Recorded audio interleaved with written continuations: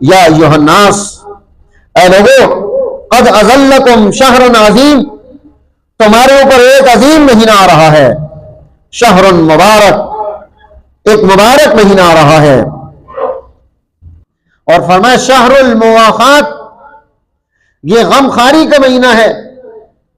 ہمارے دلوں میں دوسرے انسانوں کا غم اور درد پیدا ہو جائے، ان کے دکھ کو اپنا دکھ سمجھیں، ان کی غریبی کو اپنی غریبی سمجھیں، ان کی پریشانی کو اپنی پریشانی سمجھیں۔ یہ وہ مہینہ ہے جو انسانوں کو جگانے کے لیے آتا ہے۔ اللہ جل جلالہ انسان کو بھوکا رکھ کے، پیاسا رکھ کے اسے یہ بتلاتا ہے کہ ان کی بھوک اور پیاس کو